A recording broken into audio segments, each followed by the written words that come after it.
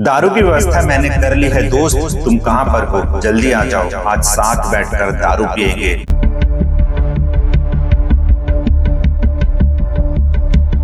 जी हाँ दोस्तों, उस आरोपी ने उन 8 लोगों को कुछ इसी तरीके से बुलाया होगा शराब पीने के लिए, जिसके ऊपर 8 लोगों को जहरीली शराब देकर मारने का शक है, आरोप लगा है।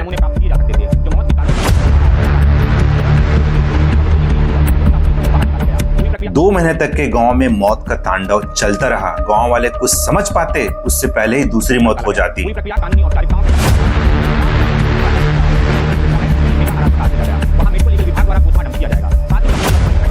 मारना तो चाहता था वो 23 लोगों को और अपने प्लान में वो सफल भी हो रहा था। 8 लोगों को मार चुका था, लेकिन जब 9वीं की बारी आई तो उसकी सारी पोल पट्टी खुल गई।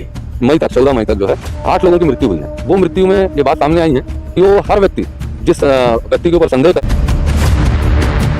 नमस्कार दोस्तों, कैसे हो आप लोग? दोस्तों, छत्तीसगढ़ के बालोद जिला का खरवे गांव, जहां पर एक के बाद एक 8 लोगों की मौत हो गई। जी हाँ दोस्तों, सिर्फ 2 महीने के अंदर में 8 लोगों की मौत हो गई। और जितने लोगों की मौत हुई है उनकी उम्र 40 से लेकर ज्यादा से ज्यादा 50 साल तक की है। दोस्तों, गांव वाले को कुछ समझ में नहीं आ रहा था। गांव वाले सोच में पड़ गए थे कि आखिर एक के बाद एक 40 से 50 साल की उम्र के लोगों की मौत आखिर कैसे हो रही है।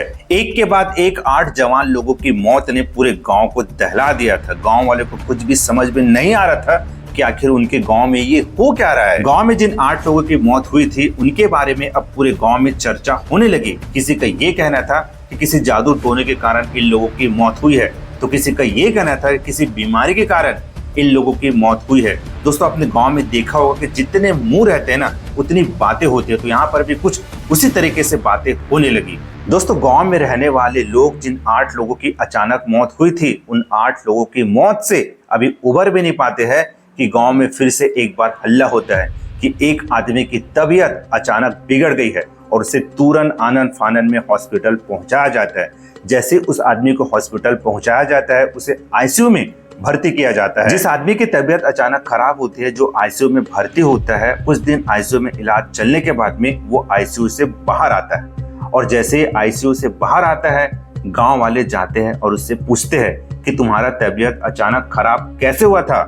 तो दोस्तों, वो जो आदमी है वो बताते हैं ना, उसे सुनकर गांव वालों को विश्वास नहीं होता है। दोस्तों, जो आदमी रहता है वो गांव वालों को ये बताता है कि वो गांव के रहने वाले एक दुकानदार के घर में शराब पीने के लिए गया था। जो दुकानदार है वो उसे शराब पीने के लिए बुलाया था और जैसे वो शराब पीता है वैसे ही उसकी तबीयत खराब हो जाती है। दोस्तों, ये बात सुनते हैं जैसे गांव वाले, वैसे ही गांव वालों को कुछ शक होता है, क्योंकि जो 8 लोग मारे गए थे ना, वो मरने के कुछ घंटे पहले ही जो दुकानदार है उसके घर से वापस आए थे। अब गांव वालों को धीरे धीरे ये शक होता है कि जो पहले 8 लोग मारे गए थे ना, उनके पीछे कहीं ना कहीं वो जो दुकानदार है गांव का, उसी का हाथ है। यही सोचकर वो इस बात को लेकर गांव के सरपंच तक जाते हैं, पंचायत तक जाते हैं और ये बात धीरे धीरे पुलिस थाना तक के पहुंचती है। जैसे ही पुलिस थाना तक के पहुंचती है, पुलिस आती है, तब जाके ये सारे मामले का खुलासा होता है। ग्राम खरवे के कुछ लोग और पीड़ित पक्ष के लोग जिनके यहाँ घटनाएं घटित हुई है, उनके घर के लोग आए थे और उन्होंने एक आवेदन दिया था। बहुत ही समराइज आवेदन था। तत्पश्चात जो है उनके बारीकी से पूछताछ की गई। बारीकी से पूछताछ करने पर यह पता चला कि कुछ तो संदिग्ध है, जिसके कारण से उनके घर के जो भी लोग हैं, पीड़ित परिवार के लोग, उनके साथ घटना घटित हुई है। उस प्राथमिक दृष्टया देखने पर से वो संदिग्ध प्रतीत हुआ, जिस पर से हमने मर्ग कायम करके उसको विधिवत जो है शव का उत्खनन करवाया गया है। और शव उत्खनन के बाद जब टॉक्सिकोलॉजी टेस्ट या फॉरेंसिक टेस्ट के बाद जो भी तथ्य सामने है, उसके अनुसार विधि सम्मत कार्रवाई की जाएगी। लोगों का, गांव वालों का एक व्यक्ति विशेष पर संदेह, लेकिन वो संदेह तभी प्रमाणित होगा या संदेह के लिए कोई अभी तक तो कोई प्रमाण नहीं, लेकिन टॉक्सिकोलॉजी जैसे ही रिपोर्ट आएगी उसके बाद ही कहना उचित होगा। आवेदन में क्या कुछ लिखा था? आवेदन में ये लिखा था लोगों ने कि हमारे गाँव के फरवरी से लेकर 14 मई तक जो है 8 लोगों की मृत्यु हुई है। वो मृत्यु में ये बात सामने आई है कि वो हर व्यक्ति जिस व्यक्ति के ऊपर संदेह कर रहे हैं उससे मिला है, तब पश्चात हुई। तो ये संदेह का विषय है। शराब में क्या मिलाकर पिलाता था?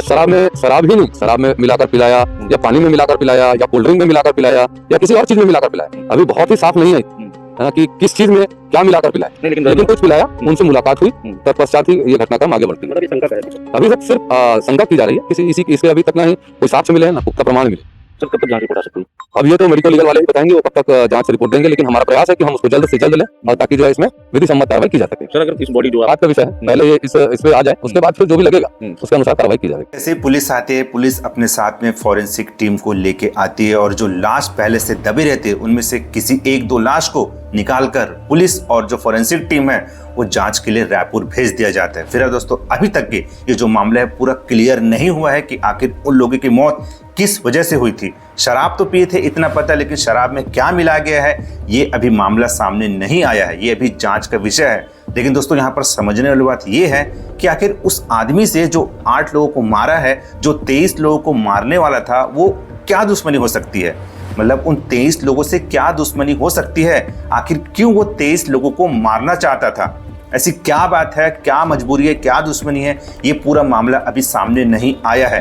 लेकिन दोस्तों ये सच्चाई है कि जो है आदमी, जो गांव वाला है, जो दुकान वाला है, वो 23 लोगों को मारने का टारगेट रखा था, जिसमें 8 लोगों को वो मार दिया था।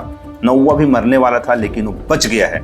अब समझ में ये नहीं आ रहा है कि आखिर क्या दुश्मनी होगी, 23 लोगों से क्या दुश्मनी होगी। जब पुलिस उससे अच्छे से पूछताछ करेगी, कड़ाई से पूछताछ करेगी, तब पूरा मामला सामने आएगा और जो सच्चाई है वो सामने आएगी। अब देखते हैं इस मामले की सच्चाई सामने कितनी जल्दी आती है। लेकिन दोस्तों ये जो मामला है ना, बहुत ही ज्यादा संवेदनशील मामला है। दोस्तों इस केस में जो 9वां आदमी था, जिसे वो आदमी मारने का टारगेट रखा था, लेकिन वो बच गया। मान लो वो मर जाता तो गांव वाले यही सोचते ना कि मतलब कुछ ना कुछ तो है, कुछ शक्ति है, कुछ जादू टोना है, यही सोचते गांव वाले, यही सोचकर तो चल रहे थे। 8 लोगों की मौत हुई तो गांव वाले यही सोचकर चल रहे थे ना कि 8 लोग कुछ बीमारी से मर गए हैं, अचानक मर गए हैं, अचानक तबीयत खराब हो गया इसलिए मर गए हैं। लेकिन दोस्तों जो 9वां आदमी बच गया है, उसने जो बातें बताई है, उसी कारण जो सच्चाई है वो सामने आई है। अब देखते हैं आगे इस केस में क्या होता है। फिलहाल यहीं तक था। तो बस दोस्तों आज के इस वीडियो में इतना ही। फिर मिलेंगे आपको एक और नए वीडियो में। तब तक के लिए भारत माता की जय, वंदे मातरम, जय छत्तीसगढ़।